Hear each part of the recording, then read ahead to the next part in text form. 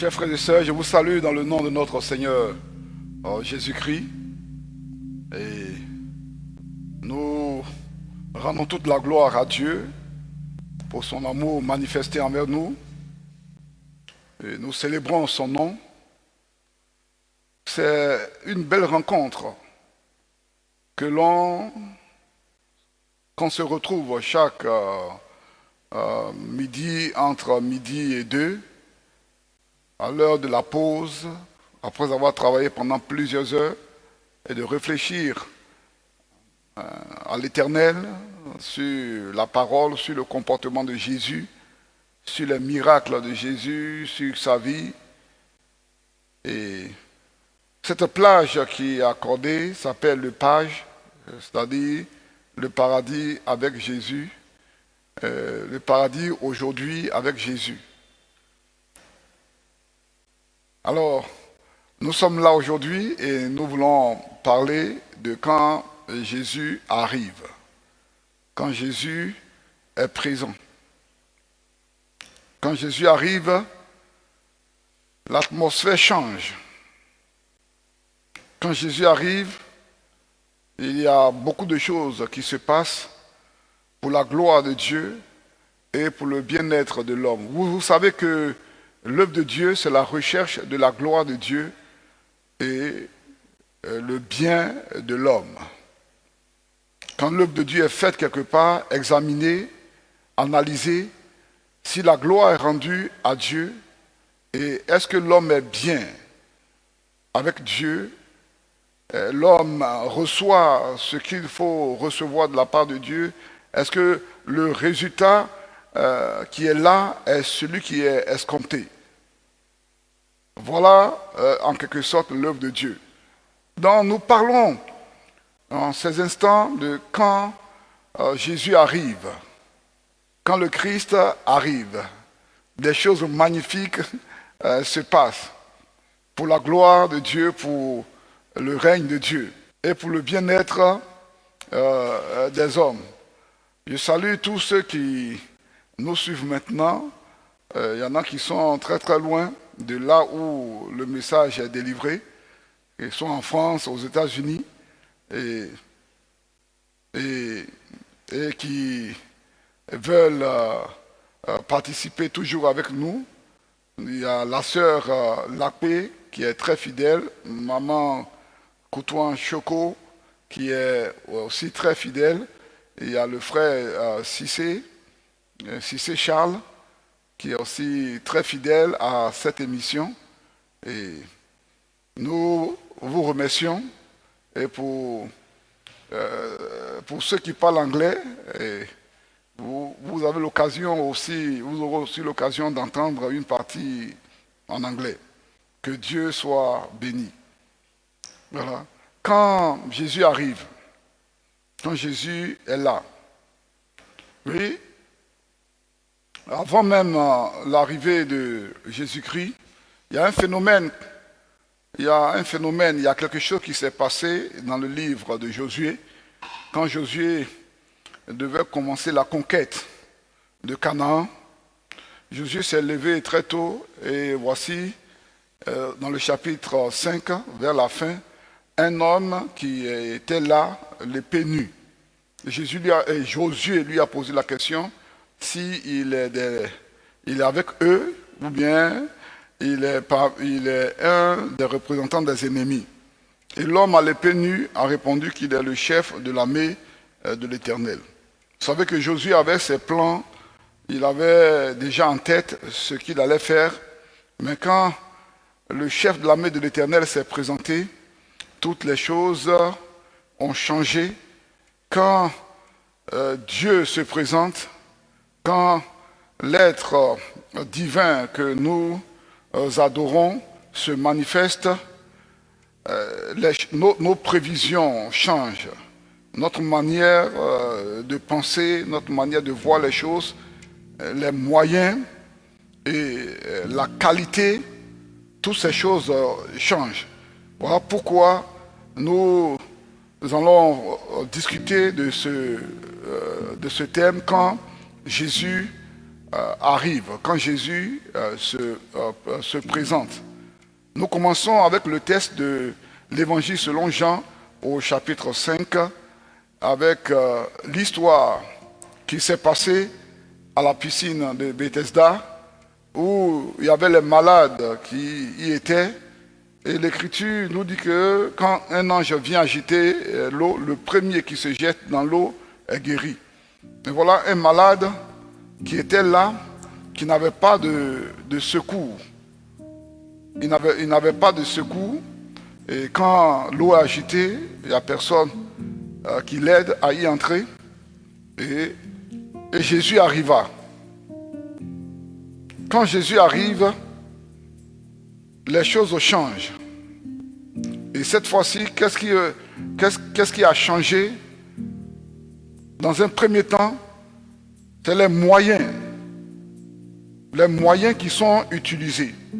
Quel est le moyen qui est utilisé pour faire la guérison avant que Jésus n'arrive? Avant que Jésus n'arrive, le moyen qui est utilisé, c'est de l'eau, la piscine qui est agitée par un ange. Et quand Jésus est venu, il n'a pas utilisé ce moyen. Il a utilisé un autre moyen. Parce que dans l'œuvre de Dieu, Dieu a ses propres moyens. Il a ses capacités, même parlant des moyens matériels, financiers et autres, Dieu lui-même sait comment faire venir l'argent. J'ai fait une très belle expérience de cela à la construction du temple, où je priais, on était pratiquement bloqués, et Dieu s'est révélé à moi, il m'a dit qu'il va faire venir de l'argent. C'est-à-dire que lorsque Dieu intervient, il utilise ses moyens, les moyens de sa gloire. Et pour le malade qui était couché au bord de la piscine et qui ne pouvait pas y entrer par ses propres forces, ou bien n'était pas aidé par quelqu'un pour s'y jeter, Jésus a utilisé la parole, la puissance de la parole. Il a simplement dit au malade, lève-toi, prends ton lit et va. Voilà. C'est ce que Jésus a dit. Le moyen utilisé est différent.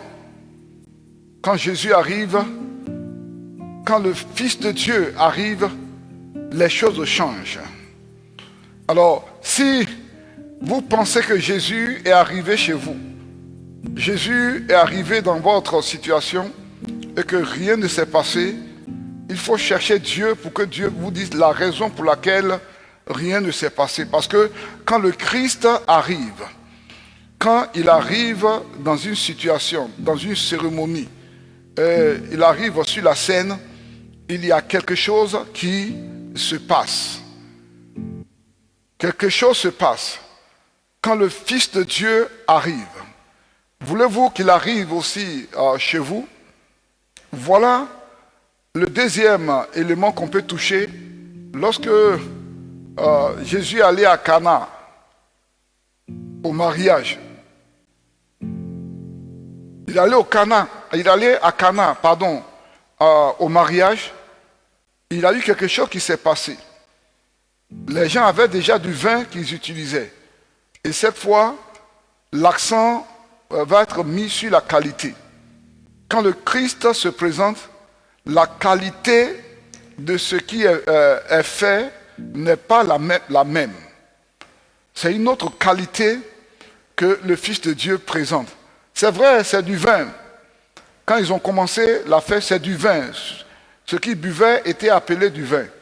Ce que Jésus a fait, quand le vin manquait aussi, est appelé le vin. Mais cette fois-ci, ce vin n'a pas la même qualité. Quand le Christ va se présenter à vous, dans vos efforts spirituels, dans vos efforts à la recherche du matériel, à la recherche de l'argent et autres, à la recherche du savoir-faire, quand il va rentrer en action, la qualité de ce que vous êtes en train de faire va changer. Alors, celui qui dit qu'il a reçu Jésus étant anciennement dans une religion, et le Christ est venu dans sa vie, nous allons observer quel est le changement, la qualité de la vie spirituelle que tu vis si Jésus a touché ta vie. Ta vie doit changer. Il doit avoir une autre qualité de vie que tu mènes. La vie que tu menais par le passé doit changer. Quand le Fils de Dieu arrive, permet que cette clause ou bien cette portion de phrase puisse sonner dans ton esprit ou bien dans ton cœur. Quand le Fils de Dieu, Jésus-Christ, arrive, et aujourd'hui, tu vas répéter cette clause plusieurs fois, pour que ça reste en toi. Quand le Fils de Dieu arrive, quand l'être divin arrive, quand Dieu se manifeste, quand Jésus-Christ se présente sur la scène, la qualité de la vie, la qualité de ce qui est offert change. Et ce qui est offert est de meilleure qualité. Une qualité à laquelle on ne peut comparer autre chose.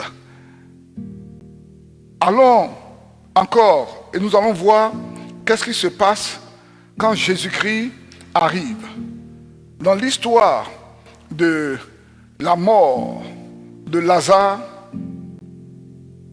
quand Jésus-Christ avait reçu la nouvelle, il a reçu la nouvelle de la maladie de Lazare, il n'était pas encore arrivé.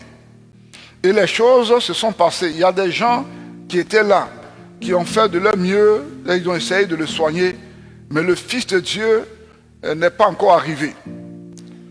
Mais Lazare est mort, il a été enseveli.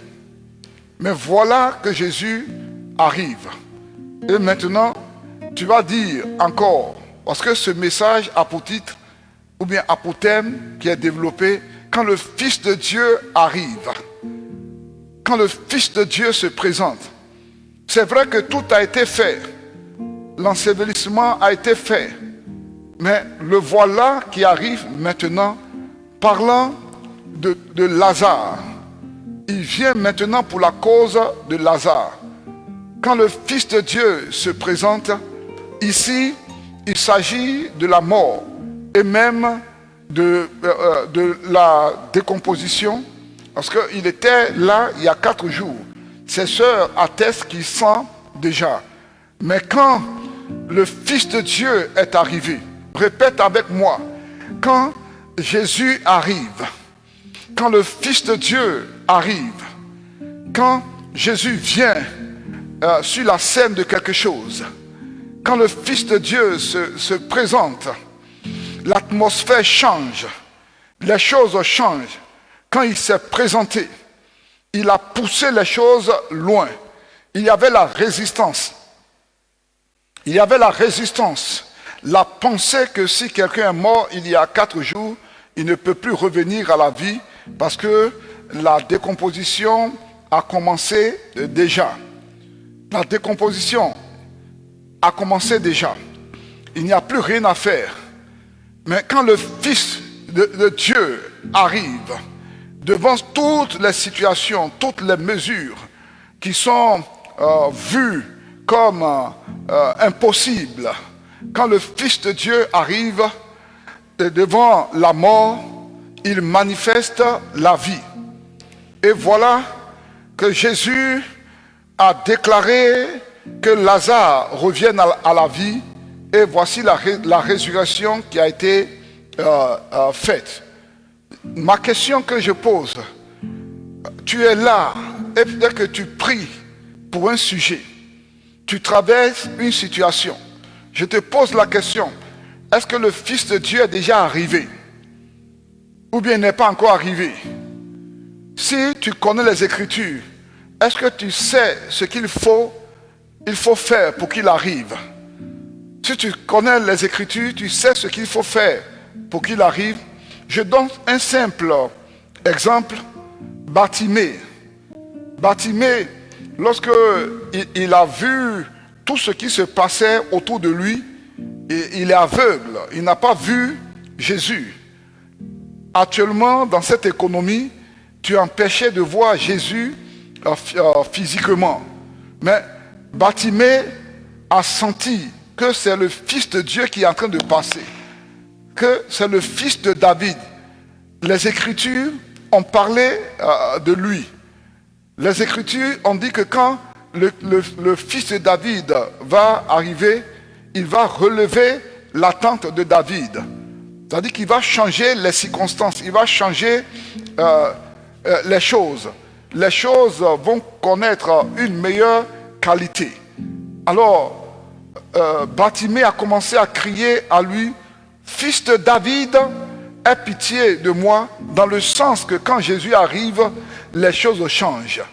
Et lorsque, effectivement, Bartimée est arrivé là où Jésus était, les choses ont changé.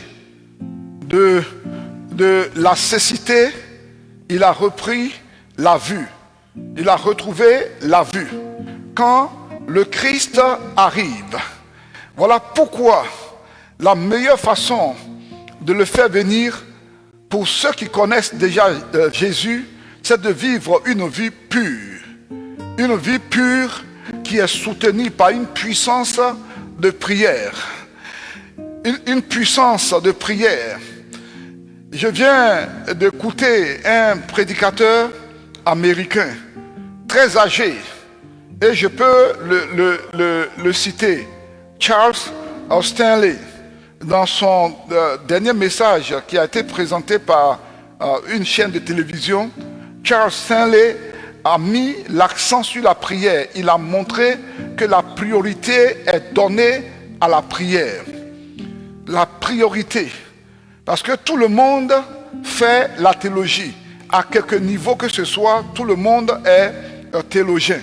Tout le monde comprend la parole de Dieu. Tout le monde analyse la parole de Dieu. Tout le monde sait que Jésus-Christ a été crucifié, qu'il est ressuscité à l'église.